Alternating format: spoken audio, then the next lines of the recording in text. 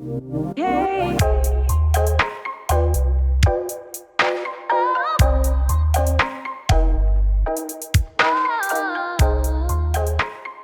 Why are you sore, Sid? Oh, I'm not talking about it yet. I'm not ready.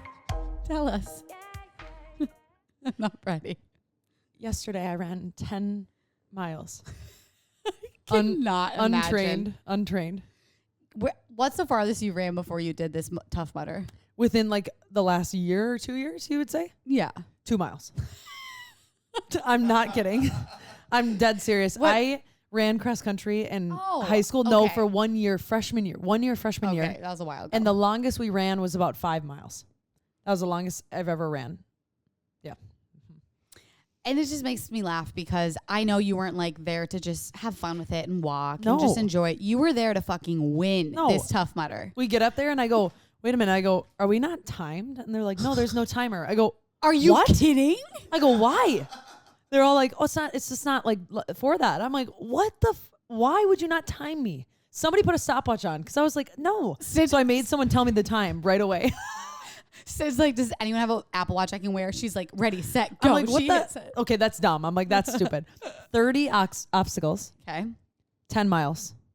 30 obstacles, 10 miles. Okay, so And I started. good thing and is ran. at least it gets to break up the 10 miles, but still, okay, what obstacle? Because- Hardest obstacle, best one that you did that you kicked everyone's ass, and then the one that you looked like a naff. It was called Funny Monkey or something like that. And you climb up, like 15 monkey bars, Okay. like up into a tower. Oh. And then you get on these circular like monkey bars, things that are twisting. you had to and have you climb down.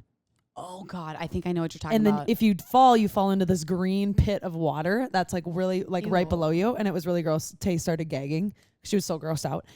Anyway, but I could just made it across. imagine how much forearm strength you need for that. oh, and I freaking rocked Yeah. it. I did it. I'm Why not do you have gonna lie. such good forearm strength? I don't know. But hey, watch it. Watch it. Don't you dare get your little eyeballs out of the gutter. But the worst one was there was a kettlebell one, and you have to swing. You have to run, jump, grab onto 2 little handles, swing with one hand, and hit the kettlebell. Like, yeah, freaking right. Oh. No, not happening. And Oh, then you fall gosh. into a pit of mud. It reminds me of didn't do that. what's the show where the American Ninja Warriors. Oh, yeah. There's like indoor places you can go No, to. we People should do that to practice it. And there's like it's we called should go. Advance and Adventure. No, that's not what it's called. It's called That's not crap. what I want to do that thing though. But I will say we like beat people that had started at the 10 a.m. Oh, So we had sick. started an hour and 45 minutes behind them and we beat them, So which you're is kind of sick. We ran the entire time. Like I kid you not, I walked for a 0.54 mile or whatever, like consecutively. And most of the obstacles, you were winded once you got through them. So it wasn't like you were resting. Yeah. I don't know. I'm not gonna lie. I checked something off my bucket list and it was fun. But let me tell you something. During mile 1, it takes about 2 seconds. And I had mud in my hoo-ha. Like literally mud everywhere. Like, no, not okay. Not okay. That was so weird. I was like, God, why did I choose to do this? So for 10 miles, you have like mud in your pants the entire time. Mud in your eye, mud in your ear holes, mud in your nose holes. My boogies were not clear. Like, it was creepy. Like, yeah, it's because you dunk underwater so many times and it's muddy water. Yeah, no thanks. Like, I had stuff coming out of my hair. My friend had, this is so creepy. My friend had a beetle in her pants. Ew. A beetle. Yeah, think about it. Because you're literally in the ickiness. She said not down there. Don't get your head out of the gutters. It was in like the waistband. But like she had a beetle in her pants. Yeah. No thanks. No, seriously. No thanks. So No, thank you. needless to say, you're a little sore. You went My legs hurt ham so yesterday. bad. I climbed those little ladders. I was, oh God, it was like chutes and ladders all over again. It my was freaking gosh. hilarious. Was this your Straight Candid moment of the episode, do you think? Yeah, but I have a funny story too. But Okay. I will say the craziest thing was there were people there that were doing infinity. So you start in the middle of the night and you I've run heard of as many this. times as you want through it. And there were people that were on their 3rd and 4th time through. Yeah. So they were around either 9, 18, 20, 27 or 36 miles they've ran with the obstacles during that day. Mile 8, I almost threw up. I don't know what happened. It just got really hot and there was like this, there's a giant like half pipe that was like 20 feet high and you have to run up and people grab your arms. Yeah. Anyway, so that was my day yesterday. I was going to do this with you, but I couldn't. Yeah, you because couldn't I was at my boyfriend had a bodybuilding competition. It was the first bodybuilding show I've ever been to. It was actually really entertaining. Ben was also there. Did you think it was entertaining? Yeah, that's like my third one I've ever been to. You've been to 2 more? Yeah. My best friend competed in 2 in Houston, and like it's like our thing that like when you do this, we're flying out. We'll like basically what we did for Pat, but like times 3. Like me and my best friend, we get like super drunk. We show up in like suits and like cheer from the crowd. Are you kidding? No, it's like straight up like just a thing that we do. It makes me laugh because I was like, I was sitting by Jay and Ben for a little bit, and me and Jay were kind of like laughing at certain things, and I know, kind of having fun with it. Ben, I look over, he's like really into it, like, oh, that pose was good. That pose was good, dude. Like, did you see the way? And I'm like, I haven't even looked at the past 5 people because I'm just like giggling. What was and it? Ben is like very into it. He was like, oh, that was a good pose. That was a good pose. My dad used to be a bodybuilder. That is crazy. It's weird, but what is it like? Also, I thought that he did natural bodybuilding. I come to find out that's not a thing. So. It is actually. Yeah, there's different Not divisions. Not often, though. There's different. Oh, your dad. Yeah, and I was like, Oh, I see. this guy was like, dude, our dads used to bodybuild together, and and I was like, what? I'm like, no, my dad did natural bodybuilding. What are you talking about? And he's like, oh, sorry. I'm like, No, they do have like novice. They have like novice categories, which means your first show, which is beginner. oh, wow. Yeah. But anyways, that was a good old time. Wait, was it weird or what? Because it's literally overly tan people Yeah. in little bikinis, which is cool. Like, but the tan part, I think it just makes your muscles show more Yes. definition, right? I will say that. So for someone who's come from like a disordered past, like people have always like, you should try it. I'm like, part of me is like, it was really cool to see the grit. Like these guys put in a ton of effort. Like you guys, Pat hasn't gone out to dinner in like 4 months. Like And he was so miserable that last little bit because he's so hungry. Yeah, he worked so hard, and like Proud of him. it takes a lot of grit. And for me, I'm like, I don't know if this is something I would ever be interested in, just because like if I feel restricted to any capacity, it turns into like some binges. So for me, I have to like just kind of maintain. It's like, so it's just quite interesting. Like maybe if I'm ever really comfortable with food, it'd be something that I would like kind of do once, because it was really cool to see. It's sick. I mean, the bodies look insane. It was a little strange to like at one point, I like all of a sudden I was like, we're literally voting and like not voting, sorry, but we're literally cheering for like good bodies. Like it felt so. It is a little weird. The concept. The concept of all of a sudden I was like, what are we doing? I mean, and the habits aren't healthy, but like if that's part of your like bucket list or it's something you want to work for, there are things that people do like Ironmans are not healthy for you. Like let's you know what I mean? Like there's things that are not healthy for you that people do because they want to compete. So it's sick. And I'm freaking proud of Pat. I think the awareness around it is what's important. Like Pat's like, yeah, this is fucking disordered for sure. Yeah. And so like now he's like for sure he's having like a heyday with food today because he's just enjoying it. You know what I mean? Yeah. So I think it's like, if you're doing it and and you're aware about everything and you're like safely able to reverse diet out of it, like go for it. What were you going to say? I was saying, I kind of look at it very similar to like modeling. Yeah. Because models are very, very unhealthy, almost in the same way that these guys are unhealthy. Totally. They're just weightlifting at the same time. So it is kind of the same concept in a way. Yeah. So people should, that's a very good point. That's a good point, Ben. And it almost brings up like the question of like the art of it. Yeah. Like there's an art to modeling and there's definitely an art to bodybuilding. Absolutely. Like, I mean, you saw it. Like some of their poses and their like little routines were so good. Like, what was our favorite song? I'm listening to it nonstop. It was Creep, but it wasn't the one by Radiohead. It was like a cover. I'm a creep. Yeah. I'm a weirdo. Wait, that was one of the songs that someone chose? Okay, I wasn't paying attention to anyone posing. Then all of a sudden this song came on and it was like this big dude. And it was like this slow song, and he was doing all these like graceful moves. And then all of a sudden the beat dropped with this slow girl singing, and it was. I mean, that sounds pretty sweet. I had really. Chills. Was it insane? It was really. It is cool. like a show. I didn't realize you had to like dance and move your feet and shuffle. You guys have no idea. Watch your junk from falling out of your panties. Did you notice that guy only got 3rd place? The one that did "I'm a Creep." Yeah. Oh, wait, what place? I was so disappointed. What place did Pat get? Pat got 3rd in his division. That's pretty sweet. In his first show, yeah. Oh my God, he did I a great chills. job. That's really amazing. I actually did cry. Did you a little bit? Yeah. I was the mom. So you know how in Mean Girls where the mom goes to the front by the gate? That was me. Did you not see how close my video was? Yeah, I did actually notice that. I'm not going to lie, but I thought you just maybe got front row seats. Oh, I also did that. But I was up there kneeling down and our parents met yesterday, y'all. Oh my God, I'm just laughing at poor Pat knowing that your parents are there. My dad. My dad. Like, imagine being up there, like almost nude, having to dance to a song for your first time, overly tan, extremely irritable, and getting on stage and being like, my honey's parents are here. Yep. And I am going to dance for them. And you know what? After the competition, every bodybuilder comes out with their shirt off. They're taking pictures with everyone. Aww. Pat wouldn't take a shirt off for a picture. He's like, I've been naked.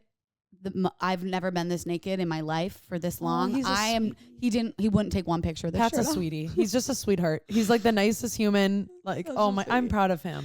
Anyways, I need to share my Straight Candid moment. Okay, go ahead. Okay. I haven't either. Okay, so go ahead. My Straight Candid moment is just going to bring in some good, I think, conversation.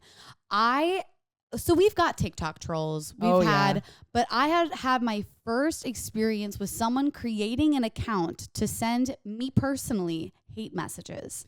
So I have a social media hater, and they DM'd me and said a few things. Like, it was like one a day for like a couple days.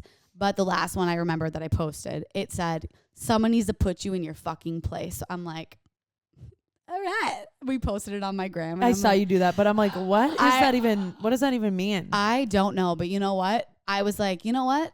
I think this is a step up for me. Like, I think that's exciting. Because to have lovers, you got to have the haters. Oh, they're always going to be there. Someone literally created an account to send me a mean message.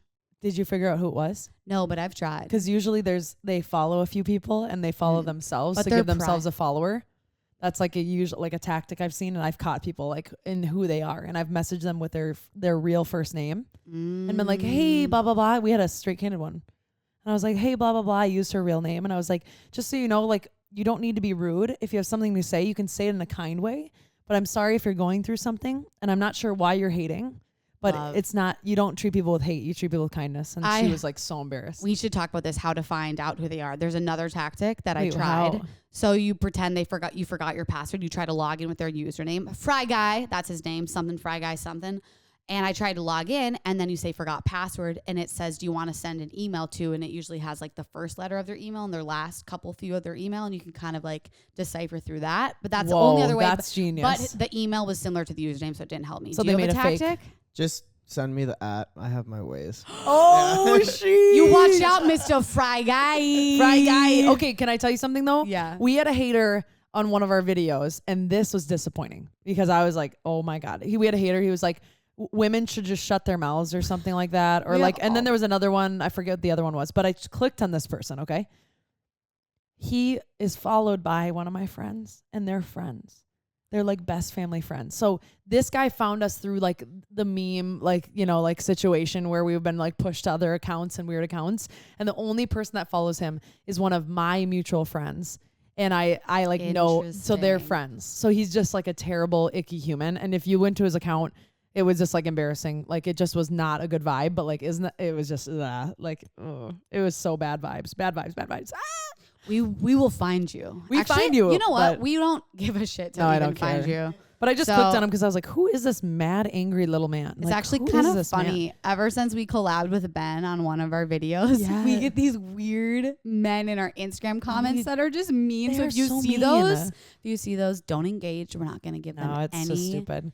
Any show for that. So okay, do you have another Straight Candid moment for us? Let's hear it. I do. God, that's just weird. You have a hater. Oh, side note, I got a hater comment yesterday. It was, no wonder you're with Jordan. He's rich or something like that. All makes sense now or something like that. Which what? One, he's not rich. People chill out. To like, I videoed Jordan in the car, and he was like playing on your Instagram? Call Me Maybe, in the car, and it would just like showed he was driving a car, and the guy's like, oh, it all makes sense why you're with him. He's rich. Was it a private little account? Boy. Yeah.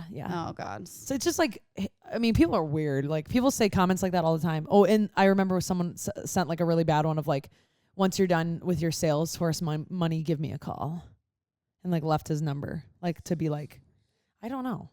I think Jordan used to work there like 3 jobs ago, but like they're trying to be mean. They're just like, people are just hating on who I'm dating, which is really embarrassing. Yeah. Anyway, so someone needs to put you in your fucking place. That's icky. That's icky. That's icky. And I was like, that's horrible. But then Yana, our girlfriend Yana, she responded. She goes, wait, that's kind of hot. I'm like, wait, it kind of is. Do you think it's sexual? I was like, I love Yana, the baddest bitch ever. Like, literally teaches us how to like hold our ground and be like, yeah. I'm like, wait, that is kind of sexy. Thanks, Fry Guy. I love that. Thanks, Fry Guy. No, but my other Straight Candid moment is, and I'm not going to say who this person is, but they told me I could tell this story. So I thought this was hilarious. We had a few glasses of wine. We had a double date over at our house with this person. And can you tell me so I can envision this? Okay, yes. Okay, yeah. So we're having a double date, and the boys go play like a little golf in the garage or just hitting balls or whatever. And we're like, we had another whole glass of wine. And we were kind of drunk sitting on the couch, whatever. And oh my gosh, I almost said her name. She went to go to use the restroom, and she was like in there for a long time. And I was like, And girl, all of a sudden, good? I know, I'm like, literally, I'm like, oh, well, I wonder what she's doing. And then all of a sudden I hear, oh my God. I know exactly what she was doing. Oh my God. Yeah, clearly. No, playing with the bidet? She was playing with the bidet. And she starts wheezing. That's me, baby. Wheeze laughing. She's like, Cindy, come in here right now. And I'm like, what? And I go over and open the door, and I see her on the ground.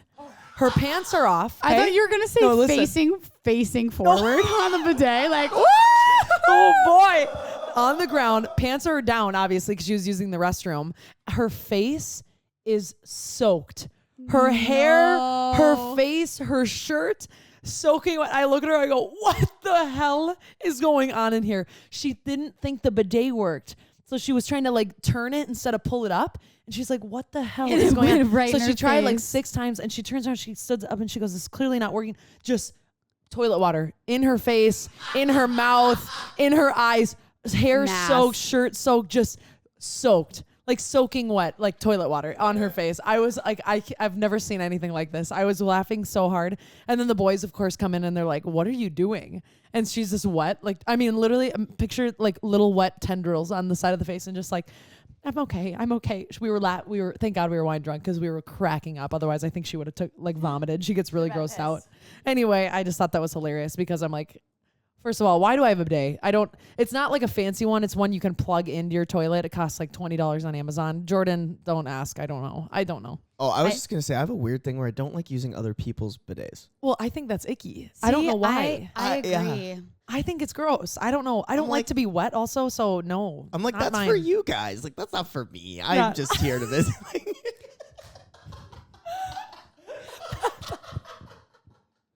You said that. Killed me. It's for you. That's not for me. That's for you guys. Unless it's like they have a separate I'm bidet. sweating. That was really funny, Ben. A separate bidet from the toilet? God. I don't know. I don't know. All right, you guys. Enough bidet talk. We got the man. He's walking in. His name is Jonah Stillman. The man, the myth, the legend. I think without further ado, we're just going to have him introduce himself, I believe. So yes, we are. Let's bring him on, baby. Jonah. Bye. Jonah. You're here. What's up? Jonah. I love Happy to be here. Jonah's here. Yeah. I hope you're on YouTube right now. Wait, we're freaking hyped that you're here. Thanks for having me. And you brought a friend too. I brought my girlfriend, Anna. He's like, not a friend. I know. You got a friend. Hi, Anna. Jonah, wait, will you give us a little intro? Because we cut you short, and we didn't want to intro you because you got a lot going on. My name's Jonah Stillman. I live in Minneapolis, born and raised. I've floated around, but I'm living in Minneapolis now. I am 23. I am You're 23. entrepreneur. I'm a public speaker. I'm an author. I'm a best-selling author. I guess I get to say that. And yeah, I specialize in helping companies, brands in literally every industry better understand the different generations in a host of different ways. So that's what I do. And I'm the founder of GenGuru, which is the company that does that.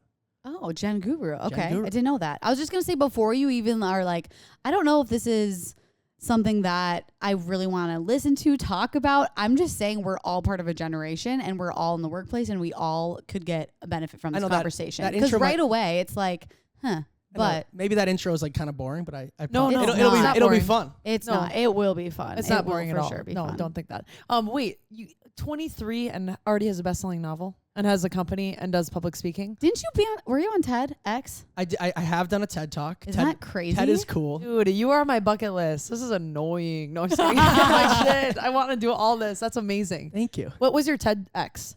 So my TED was about Gen Z, and in my book Gen Z at Work, we did a bunch of research and then identified the 7 key traits of understanding Gen Z in the workplace, marketplace. But one of them is a trademarked phrase that we have, which is called phygital, which is like the blending of the physical and digital worlds. Yeah. Which is generally like the approach to how Gen Z views most of the world. And I was kind of explaining just the differences between like how most people, say under the age of 25, view most situations compared to older people, older generations. Which is completely different, obviously. Yeah, in most regards, yeah. Before we even get into like the takeaways from that and what you found out, who's Gen Z versus millennials versus, because when we were texting each other, I was like, let's talk about millennials. You're like, well, it's actually a misconception. So I want to hear it. And that's like the biggest thing is, so we define Gen Z as those born between 1995 and 2012.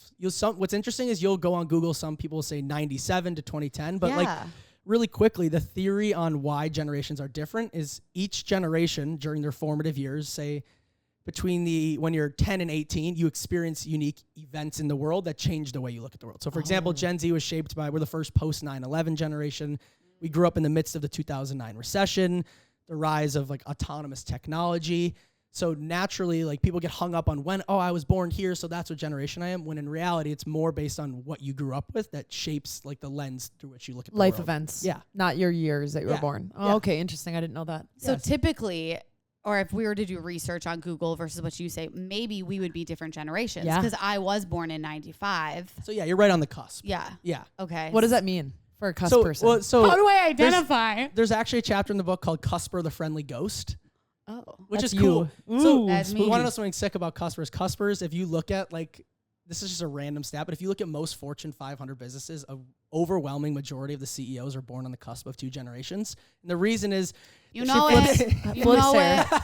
But the reason is because they can tend to understand like the old perspective, but also understand like who's challenging and trying to do something different. Like you can just understand both sides of it. But you usually identify with one generation more than the other. And I'm guessing you're more Gen Z. I think I'm more Gen Z. You for sure are. When he said that, he looked from my toes to my head. He was like, you're more Gen Z. Oh, yeah. The judgment was there. It's like I'm checking Sophie out, but just for her generation. Yep, her generation. What? Quick Gen check. Gen Z, millennial, Gen Z. I was born 97, so I'm clear Gen Z. Yeah. Okay, interesting. Because I for sure have told people I think I'm a millennial or something. I said the same thing. Well, that's what you said in the audio message, and I was like, which is like 90, like most times I go speak somewhere, which is like the main thing I do. It's the first time said group has heard about Gen Z, and that's why people are like receptive to it, because frankly, people are like tired of hearing about millennials. They're the most talked about generation in history.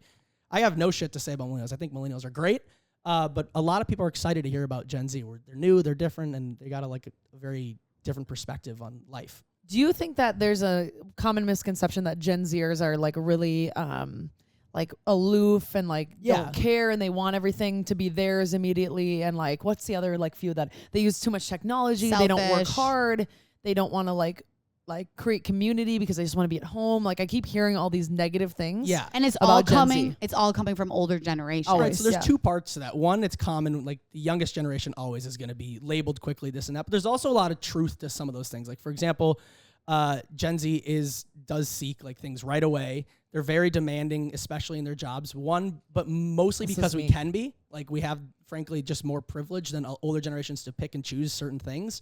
So that aspect of it's true. But I think that, yes, people initially approach Gen Z and in general, younger generations with like a negative scope on what they're going to actually be like. So interesting. So how do you bridge that gap in the workplace? Yeah.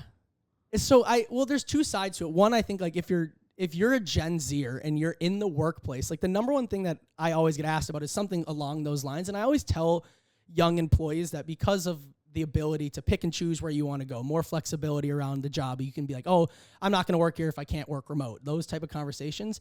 The difference is it's oftentimes not what the Gen Zer is asking for. Like, so let's just say it's not what you're asking for, it's how you're asking it. So think about if you're a new employee and you come to your boss who's risen the ranks of that job for 33 decades, 4 decades, and now you're saying, I want flexibility around when I work. It doesn't matter if I'm in the office. And when they grew up, that was not the case, and it's how you're asking it. So what I say, this is a kind of a fun one, is what you got to pitch is evolution, not revolution. If you come in and say, I'm changing this, that, I don't want this, we're going to do this now, it's super threatening, and it makes sense. Like, whoa, that's not how we click around here. Versus if you pitch a revolution, like over the next 3 years, I'd love to see X, Y, and Z happen, and like kind of like project like a tangible path of like where you think their company would be better going. That's better. So instead of coming in saying blah blah blah blah blah, we're doing this now, like show them that you have longevity there and like you can help them grow as a company altogether. Be a tool, not like evolution, not revolution. Don't just. That's actually really helpful. It is. I think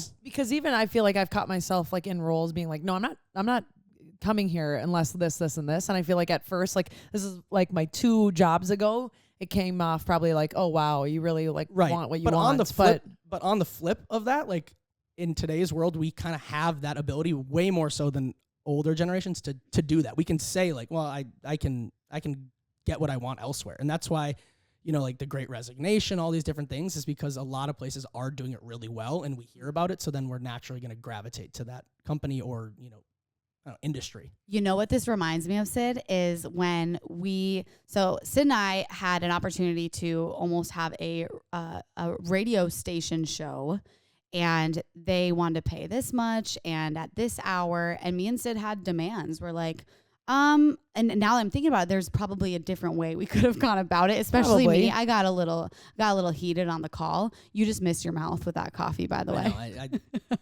Just everywhere. But it was like, you know, it's like it's in the podcast world now. Like we expect this much, and there's like we should have maybe put the more tangible steps in there to. At the same time, though, we did ask the right questions. Yeah, and I was like, so we're not getting that guaranteed audience, and we're only being paid this for this amount of time, and we have to sign a very long contract, and I have balances that I need, and I'm not. Right, and it's I was also like, what you guys want out of your show, right? Like, it's to some extent signing a radio show deal, and I've had numerous offers in different production stages, and it just depends what you want. If you want security and you want a guaranteed audience and you don't want to have to do a lot of the post stuff and you want to just put out content, it's probably to some degree easier. You don't have to hustle as much. You don't have to. That's fair. But on the flip side, if you want more control and when you're going to record, what you're going to record, who you're going to have on, like it just from a business side of things, right? You just decide what you want. We would have had it been filtered too. That was part of the thing. Mm-hmm. Oh crap! I had something to say. Sorry, really important. I shouldn't have said that. No, Sometimes okay. I just have an idea and I blurt it out. Well, then, okay. Do you want me to wait? No. Okay. Well, I was gonna say, okay, so Gen Z kind of gets a little bit of a bad mark. Okay, go ahead. I was gonna say, and that's exactly what I was gonna say though. It's almost like when we do have those demands, because we are that generation, they blame it on that. Like, do you remember after that call, I felt like it was like they were superior and we were not, because it just made me feel like we were doing something wrong because we had those demands. Well, I think it's also on the same, it kind of blends in it. You know, we talked about like people love knowing what generation they're in. People love knowing like, what their characteristics are. People also love just trying to just decide like, oh, this generation's better at that, worse at that. I like this one more. When in reality, kind of coming back to that same topic, and it's like, I talk about this all the time. It's like when you understand that neither side of it's right or wrong, and it's just different, and that's the cool part about why things change with the different generations, is that's what's beneficial. It's not that the way you approach it is better or worse than a Gen Xer might have done. It's just different, and that's what's cool about that aspect of it. Well, so obviously generations don't quite see eye to eye, and we're like the youngest one. We have the least amount of work background, right? Like we don't have the experience.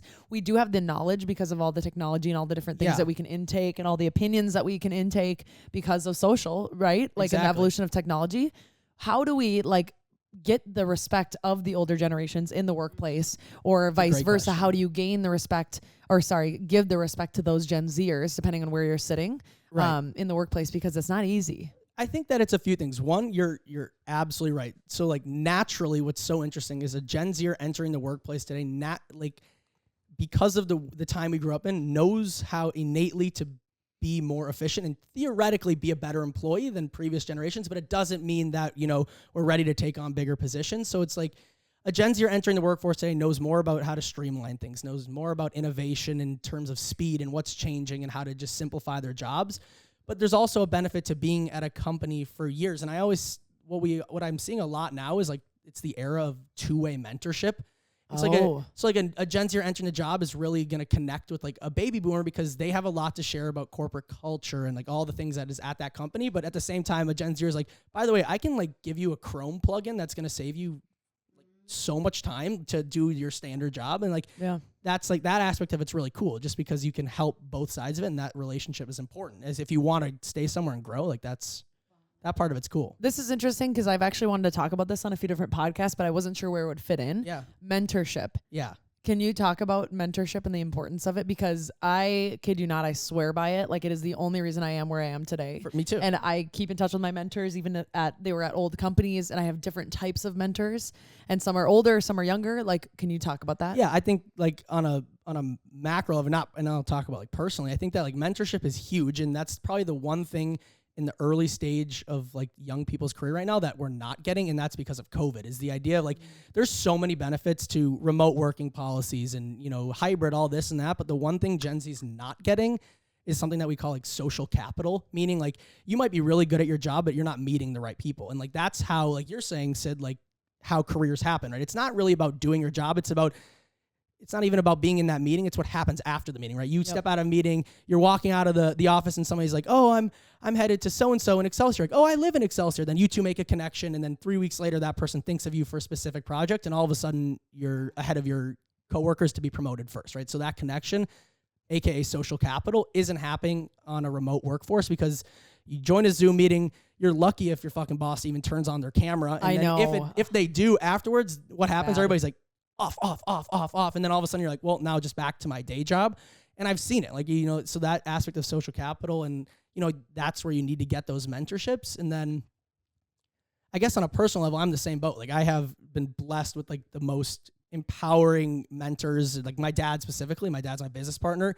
I have no problem. Like, you know, I'll get DMs all the time, or I'll hear people like, oh, you wouldn't be where you were without your dad's previous business. I'm like, yeah, no shit. I'm so aware of that, but it doesn't mean that you don't have to work hard, find your niche. Yeah, and what is work that at even? I know it's like, but that's like, there's nothing wrong with, you know, taking advantage of certain circumstances. You also are very well spoken, and like there's no way you'd be like, what? You have a lot of talent. I mean, that kind of blends in with that. I went through Yeah. like rigorous speaking training, media Did you training. really? Yeah, I mean, like, but it's also like my approach, like, so it's talking kind of on like the way that we run our business, the way that I approach it is like, there's a lot of people that will claim, and I'm not a big, like, I'm not going to bash other people that will claim like, oh, I'm a Gen Z expert, or I talk about Gen Z, but what they really are is like how, like almost like a focus group of one. They'll go do a panel and somebody will ask them a question and they'll be like, blah, blah, blah, blah, blah. This is what Gen Z thinks, when in reality, it's what they think. And they're seeing themselves as all of Gen Z, when my approach has always been like, I very much clarify if I'm talking about what I think or if it's what the data thinks to, so, or speaks to. So like smart. When I go speak, which is the main thing I do, it's I view myself as a representation on behalf of Gen Z. I don't align with a lot of the data, but I'm talking to what the data says. So it's not what Jonah Stillman thinks. It's what the generation statistically is doing. Yeah. And that's kind of like the difference is like, that's, I think, why I've had success in the speaking world and like terms of businesses, is because it's not me. I'm just like a representation with the data in a way. That's insane. And I kind of, there's so many different directions we could go with this conversation, but since you just talked about public speaking, I'm kind of curious just because we speak every day on this podcast. Every day. And like, I feel like listeners are sometimes like, I have to give a speech in class or I have to present in front of my work. Like, what are some tangible tips that we could take as a listener or as Sid and I to become better at public speaking? Presenting. Oh my God. Presentating. Yeah. Let's go presentate. I think, well, when I presentate, I'm just kidding. No, I think I took it seriously because it came out of your mouth. I was like, yes. Oh, it is yes. presentation. Oh, okay, naturally. Yeah, sure. I don't know. I think speaking is one of these things that, like, I totally get it. Like, it's so intimidating, but it's also like, it's like anything else. It's all about like reps, right? If you do it, the more you do it, the less nervous you. Like, I don't get that nervous to speak. Like, to me, a room of 2,000 people is far less intimidating than doing like a boardroom thing. Like I've done, like I was just at a big company. I spoke to a huge company, their executive board. It was 12 people. And that is so much more intimidating than to me being speaking to a room of 1,500 people, just because it's just kind of like a C at that point. And versus like, they'll stop you in a boardroom, they'll stop you halfway through your thing and be like, what does that mean? And then you have to like go off, you know, what you were planning. But the repetition thing, sorry to interrupt. The repetition thing is so important because bringing it back to our first podcast. Oh God. Like, if you go listen to our first one, we were struggling. On the same we way. Know what we were doing. And I even would have this thing. It still happens to me occasionally. If you listen, you probably know. But like, I'm in the middle of something and a rant, and I'm like, oh, I got my bearings. And then all of a sudden, I realize that I got my bearings, and I will just blank and stop talking. Yeah, that's when I read a Straight Candid moment. Yes. I realize that I'm reading on camera and I can't read. All of a sudden I can't see the words and I stutter and I get nervous and I become aware that I'm talking, and then all of a sudden I stop talking. I think all of those things. And when it comes to speaking, the other thing I always think of is people are so critical on themselves. And like, I think the best way that I was, you know, like from a coaching perspective, like when I say I really did go through like a lot of speech training. I had speech coaches, I had media coaches, which are all like to help you, one, you know, figure out who you are as a speaker, and then also like what your points are going to be, but also how to deliver. And then one of the biggest things I remember being told early is put yourself in, you know, in the shoes of the audience, right? If you're watching somebody speak, like let's say I went to a conference and Sophie's the keynote speaker. If she like stumbles and messes up, you're not like, oh my God, she's so bad. Like, oh my God, what is she doing here? Like a little mishap, or she like, where am I? Or like, you know, like, oh, you know, where am I? What am I doing? Or like, what was my point here? It's not like you're like, this is bad. What is she doing? But when you're in that moment as a speaker, it feels like the end of the world. And I get that. Like if you screw up or you know, don't get to your point the way you wanted to, it feels like the end of the world. Just like take a step back and remember, if you were in the audience, is it that big of a deal? Like it happens all the time. Like, and just kind of like play into it, right? I've figured out different ways to like, you know, make people laugh at mistakes, or, you know, I've had everything. I've given over 1,000 keynote speeches, and it's Holy like, Jesus. and it's like, but What's it's a also, joke that you say when you fuck up? if I stumble, my go-to is I'd like to buy a vowel, because also my target audience is usually a little bit older, and that's a Jeopardy reference, and people love it. If I'm like, oh, that's smart. I'll be like, oh, I'd like to buy a vowel, please. And then if you buy a laugh, it gives you like 15 seconds to kind of like reset, like, cause you got to wait for it to stop. But like, I've had so many things go wrong. I've had clickers die for slides. I've had audio not play. I've had, you know, I've forgotten pages of a script and I've gone without notes. I've had microphones cut out, and it's just kind of like you roll with the punches, and just remember that, like, once again, it all comes back to no one in the audience is out to get you. They're on your team in a way. Like they came here to learn something. They came here to be entertained, whatever it is you're speaking about, or they're curious in most situations. So they want you to do well. I needed this tip. Right, Yesterday so you know during my class, my playlist failed. My beat drops got completely mumbo jumbled. My cool down song was during sprints, and I panicked. I completely panicked. The class was not my best class. That's Right, okay. it's fine. You know what I mean? Like, it just roll with those punches. But like, and the more I speak, the more I learn like what works, what doesn't work, and it's like the combination of like that point, and then also just the repetitions. But from like an actual content side of thing, I think like, you got to know what you're going to talk about, right? There's people that wing it. Like, I come very prepared. Like, I have note cards, and, you know, I prep a lot of work, and that's because, you know, also as a speaker, it's not cheap. Like, I know that people are spending a lot of money to hear what I have to say, and I respect that, right? Like, I'm not going to come in every speech is the same opportunity, whether it's the sexiest company in the world, which I've done a lot of those, but I've also spoken at a lot of window and door manufacturers or agriculture things, which are like not as, you know, glamorous, but it's equally as important, right? They're clients, and I think coming prepared and just knowing what you want to talk about. Sexiest jobs don't always make the most money, people, by the way. 100%. Like painting windows and doors, like you guys, that's where the money is. I'm not gonna lie. Like plumbing, even, like, I'm kid you not, there's so much money in the non-sexy businesses, and I think that's a miss of Gen Z's. And this is a general perspective / opinion, like observation. Sure. Is like, I feel like we tend to move towards like a sexy job, or like because what would be the coolest. Because it sounds like you make more money, even though you don't make But it's more like, money. why is that a habit of us? I don't understand. It's like think about it this way. Like, you hear Gen Zers like, I want to work at Snapchat, Google, Uber, DoorDash, all these things, but they're the companies that are on our radar, right? Like, growing up in your formative years, once again, you interacted with Google, you interacted with YouTube, you interacted with Snapchat. You didn't interact with, you know, a healthcare provider at 13. So like, it's almost the responsibility of those companies to put in the equal effort, right? Like, they need to show up at career fairs. They need to put out content to know what jobs are like in that industry, because, and I talk about this a lot in speeches, if you're in an industry that isn't innately on the radar of a young person, how are you just going to assume that they are going to pick a career in your company? And that's kind of genius. Yeah. One last point that's interesting about that is Gen Z picks careers so much earlier than other generations. Like, we go to college. I think the stat is like 72% of Gen Z go to college with a predetermined career in mind. Oh, whoa. I didn't. Just because it's... I remember freaking freshman year, I had to pick what I wanted to do. Exactly. Like, to figure out my college classes. Yeah. That was and then stressful. I was like, I don't really want to work for someone else. I want to work for myself. And then I'm screwed. So this could kind of transition into entrepreneurial talk. Yeah, chat. And well, the closing on that, I would say, is then companies get mad when they're like, "Oh, I'm recruiting juniors in college." I'm like, "Well, they've known what they're going to do for 5 years." So Yeah, it's so not interesting. on them. Yeah, and we see things on social media. I feel like a lot of people are like, "Oh, I could do that because I see the video." I have a problem, I think, as like a Gen Zer of like, I could do that. Oh my God, that makes money. I could do that for sure. And I see a video of it, and I'm like, I can do that. I'm going to try to do that. It's like, why don't I just focus on the things that I'm already doing to get the best at those things versus try to come up with a new habit that's a moneymaker? I don't understand why, but I have a problem with it. Yeah, no, I agree with you. And I think that is like the a great transition into entrepreneurship because it blends in with like what I was saying about the Snapchats of the world is that like entrepreneurship in the last however many years recent became super sexy, right? Like once again, because you're seeing entrepreneurs put out content of 5 ways to work from an island and make $100,000 a month. I It's like, literally, that's my TikTok algorithm right there. right. Well, I saw one yesterday. I have to say this, you guys. It was like, this is how you're going to make 5 figures in under 2 weeks. And he goes, you don't. Yeah. You literally don't. And he's walking around and he has like a Target shopping bag and he like flips over his shoulder. He goes, you just can't. And then that's Yeah, it. and That was the that's the video. I thing, thought that was right? so funny. It's- It's like so timely. But it's like entrepreneurship has become really sexy. Like people see, because it's like in some regards, like entrepreneurs really only, like most people only post like the highlight reel, right? They're only posting the outcome. They're only posting the grand pumas. They're not posting like all the work that goes into it. So it's kind of like naturally, if you're seeing all that stuff, it's like, oh wow, he doesn't have to show up in an office. Wow, he gets to travel a lot. Oh my God, he gets to do X, Y, Z. It looks awfully sexy to somebody with not like with any of the back information, right?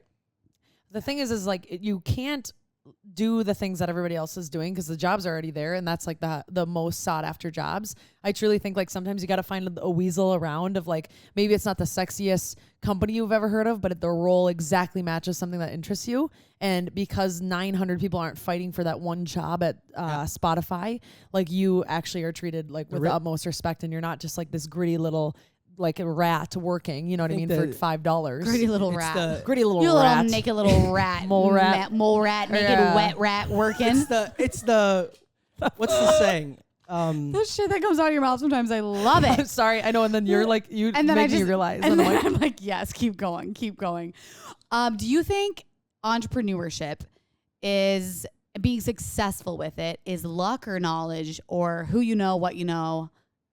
I guess that was 6 questions, but No, I get the premise. Of your Gotta question. know. I think The that premise. in general, like it's probably just like a massive combination of all the things. Like sure, there's luck involved in everything, but I think the biggest thing is to me, like to both of your points, like the riches are in the niches. Is which are basically like, to summarize what Sid's saying is like if you try to recreate what somebody else is doing, I mean, sure, it's not like it's not gonna work, but I love that. The riches is in the niches. the niches. Like It's find just it- like your niche. I thought they were niche. It is, but it depends on yeah, how but you it say sounds But way it cool. rhymes, If you okay? can't say the riches are in the niches, then it's like, oh, that's got no lame. punch to it. Well, because I always my mentors always said, don't recreate the wheel, just do it better. Exactly. Like, so don't try to make up something, but don't copy what's already being done super well. Find something. Yeah, in like, the so middle. like take mine for example. Like Gen Z is like a huge generation, but like my offering is very specific, right? Like I'm saying, I'll come to your company, I'll come to your conference and give you 60 minutes of exactly what you need to know about how to sell your product or how to recruit them into your workforce. Like that's very specific. Like if you start to really think about from a business offering what it is. Yeah. So then, for example, somebody searches Gen Z workplace speaker, there's not going to be a lot of other options, which is, and it's a big market with not a lot of offerings. And what a great Smart. thing to invest for a company because you're gonna have like that is genius. Yeah, That it's is so cool. smart. Companies spend a lot of money on training Oh and yeah, development. I remember during COVID. Can I say a company name? For me, You were go ahead. you were literally like on a Zoom call. He's like, you're like, hold on. He's like talking to Colgate's like. Yeah, I did it. Colgate's What the cool. hell is you're 23? Oh, I'm sorry. What is going on? And then I broke your Lizzo statue. Which I still have, and it's in my bathroom, so it's a little. Can you explain those quick? So I walk into Jonah's room and he has like this Lizzo like laying down, like grabbing her hips, and he loved. And she it's like, knows, yeah, I know Anna's what it like, is. He loved this Lizzo I still statue. have it. I found And it. Like, every time I would go in his room, I would give her a little spank. And one time I spanked Just a Lizzo little just right a off the table? little just gave too her a hard, little too much dip on the chip. and broke her. No. And I almost cried. I like went up to No, Jonah I swear you were a little teary eyed when you because I told me. knew how much you loved. Well, I still have, Lizzo's and I'll statue. send. Maybe I don't know if you add images, but I'll text you guys a picture so you can include it. But I put her back together, but yeah, the I voted stickers like it's just holding her all together. So but why do you have this though? That I don't seriously, even like, know what's where going I on? got it. I swear it was like when I just found it at like a garage show. It was like Spanking Lizzo. $1, and it's just like a funny sculpture. I think Someone had a Lizzo sculpture at it's a not garage okay. sale. Time out. It's not actually Lizzo. It's It can't actually be. I think somebody, it might have even been Sophie said it looked like Lizzo, and then I've just been calling it that ever since. But I'm scared. the Lizzo's, it was on my desk while I was at my office. Now it's in my bathroom at my apartment. But she gets around. Okay. I'm trying to find didn't you get more Lizzos? No, that was in Greece. I was just in Greece with Anna, and there was the whole store, and they just had, but I wanted to get one. But a they were like, Lizzo store in Greece. Okay, Well, we got to. it's not Okay, realistic. sorry. It was all like I didn't know. it was like the same art theme, but I was like, I have to get one. And I took a video to send it to Sophie, and the guy was like, no pictures, no video. I was like, relax, first of all. Oh, that's But then I wanted to classic. buy one, but they were like, tiny ones were like $650 or something. I was Okay, like, no. no. But I don't even know why I have it, but I think actually this is hilarious. I don't know if this quantifies as a straight, something that's candid of me. Yeah. Speaking of the Colgate thing, so I did like a year-long partnership as a Colgate ambassador. We did a lot of different events, and they had super cool like guests. We would do different things. So I did this. It was probably like a Q&A thing with Michael Phelps, the Olympic swimmer. And I get on. It might have even been the same time Sophie's talking about. I get on, and they had sent me like this really cool at-home setup because it was during COVID. I had like a professional camera, lights, microphone, cords, all this stuff. And it was in my bedroom at my old house. And I get on this Zoom or whatever it was, and it was me, the two moderators, an agent of sorts, and Michael Phelps, and we were talking what the event was going to be. Oh my This is god. And the first thing I said is, so I get on, Michael Phelps says, oh, Michael Phelps looks at me and goes, oh, I love your hair, or something like, you got great hair, or something. And I just like panicked. I was like, caught me so off guard because I was like, I don't know what I thought, but I just go, oh, you too. And Michael Phelps is just completely shaved head. I was like, Oh my God. I was just like, no. I was like, no. But it was just like this. Like, fuck.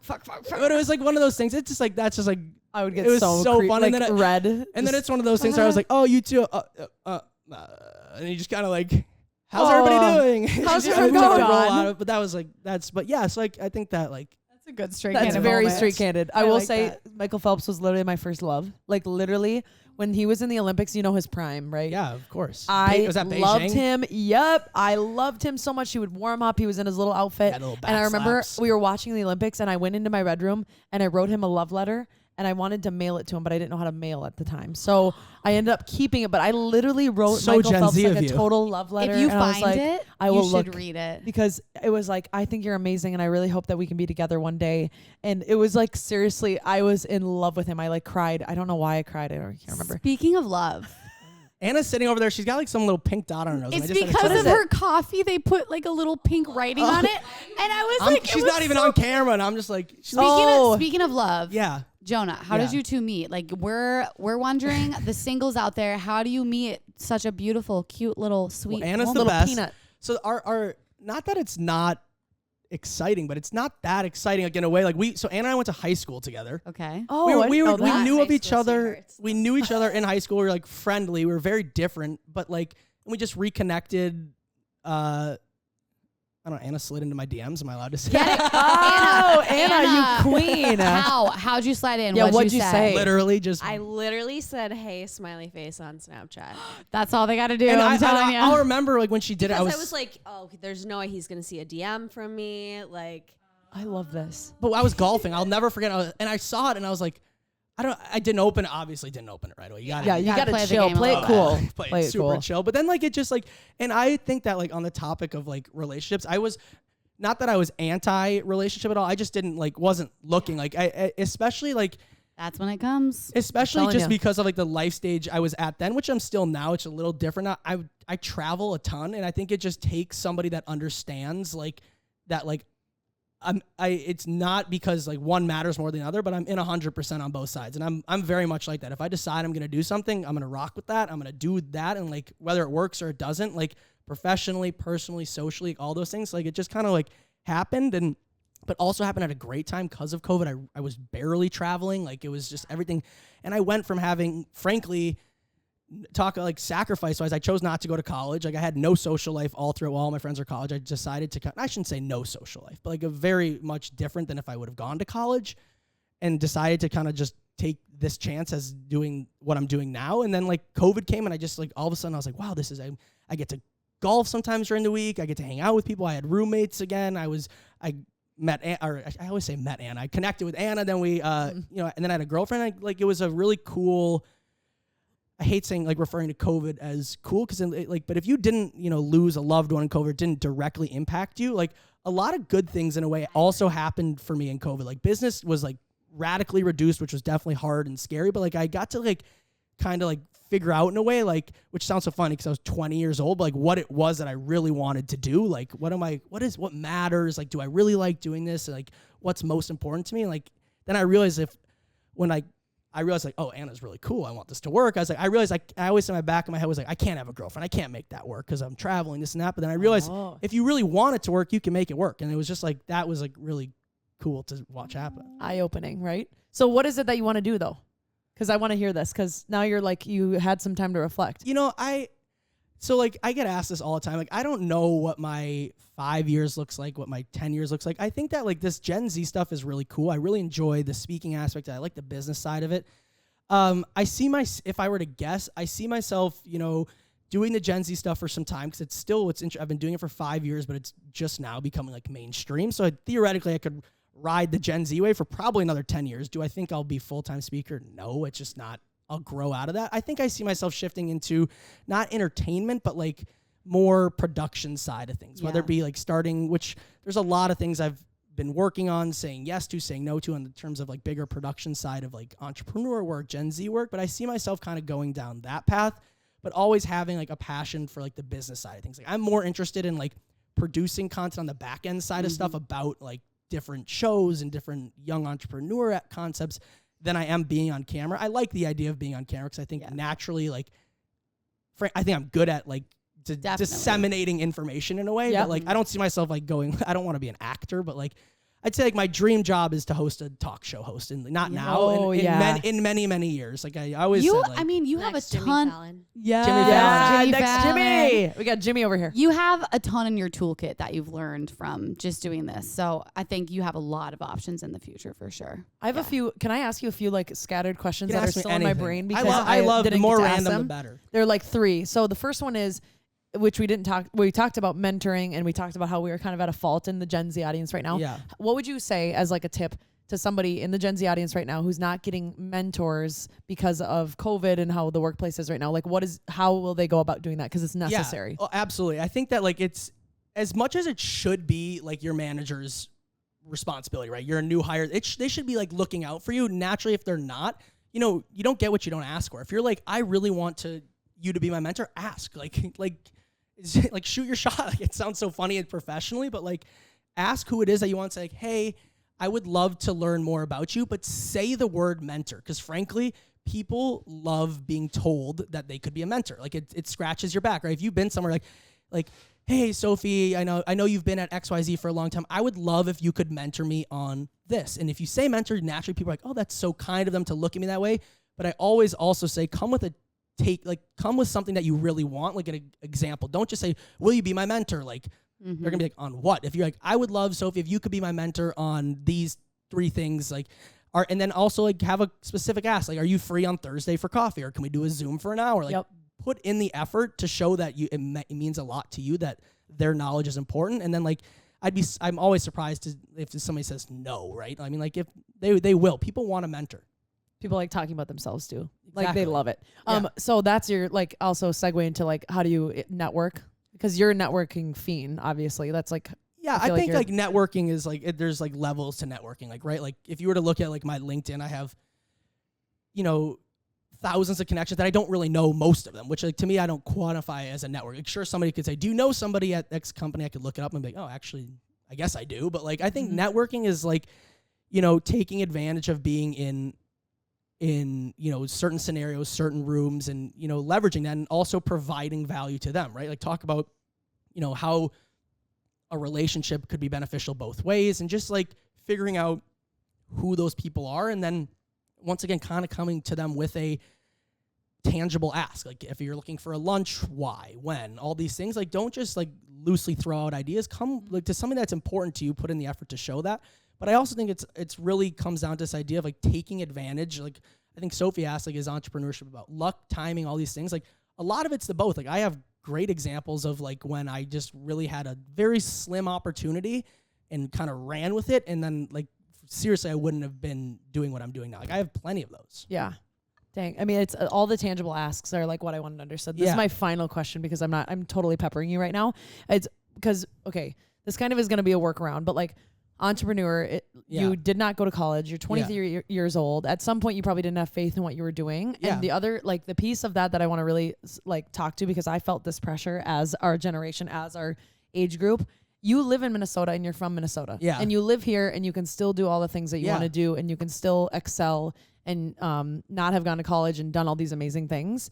You don't need to be in LA. Bennett, you can attest to this too. You don't need to be in this crazy place if it's not where you want to be. Right. Because I feel this very good point pull to other states, right? Yeah. And like, oh my God, no, I need to move right after college. Minneapolis I need to move. Right? I mean, like, I love it here. I was born and raised here. I did, and I can talk more about, I lived in New York for a good amount of time doing work stuff there. I spent some time in California for fun during COVID and working there. But like, one side on like on an actual tactical side, I think there might not be a better place for me to live than Minneapolis because of travel. I'm close to everywhere. Like I'm 3 hours to the West Coast, 3 hours to the East Coast at max. Like it's like actually beneficial for me to be here. But also, yeah, it's about like what you're offering. It doesn't have to align with, unless you're, trying to be a Hollywood actor or you want to be, the biggest of investment bankers to go to New York. Like you can do anything anywhere. And that's like the remote workforce testifies that. Like all these young people are like, oh, I just want to work from home, but then want to work from home in a $5,000 a month Manhattan apartment. You don't need to be there. So right? It's like such a good point. Yeah, it's like anything's doable. Wow. Like I don't know. Unless you want to be there, but I just think everybody has this pull of like, no, you have to move, otherwise like you're not living your life to the fullest. Like, I always say move if you have a reason, right? I've always said like for now I'm very happy in Minneapolis. My family's here. I like it here. Like I have friends here. My girlfriend's like, here. Hey, well, that's family, I guess. That is family, yeah. But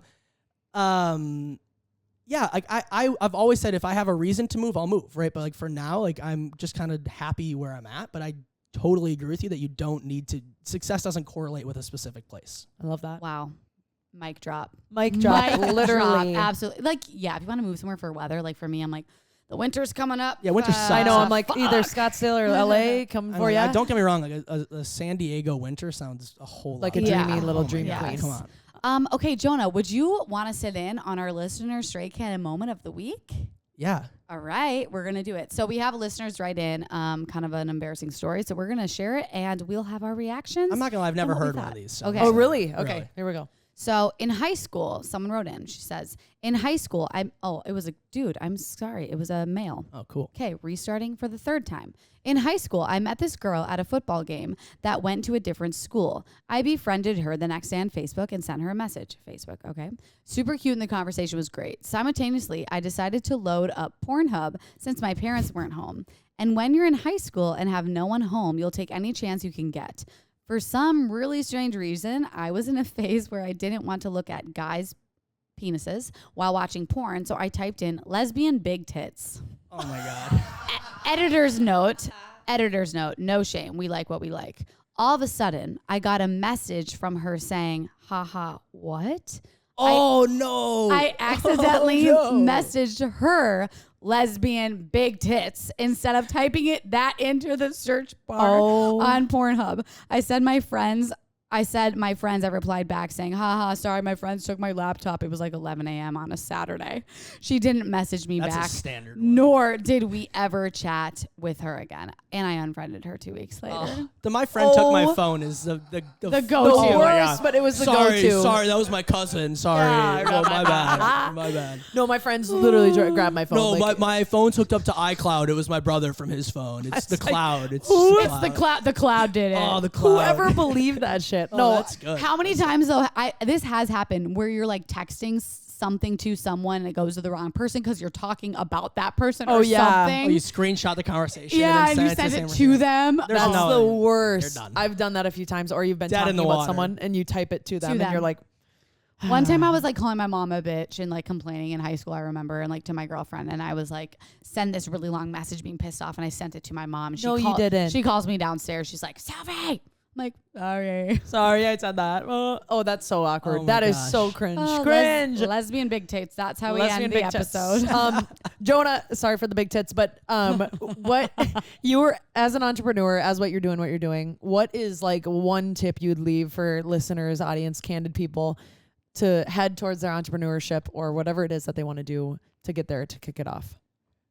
If I was going to leave somebody with like a general approach to just doing your own thing, is that I would say approach every situation with the the knowledge that it's probably not going to end up the way that you thought it was, and that's not necessarily a bad thing. This isn't even my quote, but I think that or not really quote, the theory is like if you can fall in love with the journey rather than the end result, then the journey becomes the end result in the way. It's like you have a goal of what you want to get to, but it rarely turns out that way. Just like figure out a general approach to what you want to do, stick to it, and then like if it doesn't turn out that way, it's probably still a success, right? I mean, just like have fun with what you're doing, but also work hard. Like don't just, I guess actually this one last thing, because this is a big one. People always want to live in a big ass house before they build the blueprint, right? Everybody sees all these sexy things that we talked about at the beginning, like all these joking entrepreneur stuff, but they don't want to put in the fundamental work. They're just like, oh, I want the result. Like there's so many parts of this that are so not sexy. It's not all sitting on a couch, hanging out, getting caribou delivered to you, all these different things. I think it's a lot of like times and like where I'm sitting at my desk, like this isn't working. Why is this not working? There's back-to-back days where I'm just sitting at a computer, nothing fun is happening, no good results. And then, but there's also, fruit to it. Like you get to reap the rewards of being an entrepreneur. So I would say stick to the process. Don't just quit on it, and find something that you really want to do and just do it. Just try it. You got to get over the hump. The Just hump is try the it. worst part. Yeah. Once you And don't start give a it. damn if people are going to talk bad about it. Oh, that stuff's yeah. so dumb. Come on. We're I over know. that. Yeah, whatever. The I got haters will hate. goosebumps. I got goosebumps when you said that. I'll be honest, like this was way more beneficial and helpful for me than I thought it was. I'm so glad. Yeah, that was a was blast. It that was was sweet. really insightful. You're Thank an you insane so human much. being. Thank you. You were That was a insane blast. all around. Thanks for having me. We loved having you. You're a genius. At yourself, will you? So somebody can find you at your book, everything, all the things. At Jonah Stillman, I'm everywhere. You can. That's pretty much just type Jonah Stillman and I'll pop up somewhere wherever you want to connect. If you want to connect, I'd love to hear from And you. your book is called? Gen Z at Work. All right. And your company is called? GenGuru. All right. Just gonna keep going. And your TED Talk is called Oh, that one. I'm so young. TEDx I wore- something. And I He's wore like, don't and I look. wore fake glasses. Okay, Did never you? mind. Oh, Fake glasses yeah, and yeah. skinny jeans. No! Chuggy. You don't type that then. Oh, We're I good. love We're it. good. As I have like 40 pairs No, of you skinny can- jeans. You can find it. Jonah You'll Stillman find TED it. Talk. It'll come up. Oh my God. unfortunately. Now we know. You All guys. right, you guys, thanks so much for joining in at Straight Candid Podcast. I was like, what's my handle? At Candid Sid. At Candid Soph. And at Ben Sarbacher. You guys, reminder that we have all our goodies in our link in bio. If you want to get some free stuff at Athletic Greens, if you want some 10% off BetterHelp, If you want whatever some it is. therapy. If you want some Manscaped goodies, use the code Candid20. We love you so much. So much. Bye, y'all. We'll see you next week. Bye. Bye.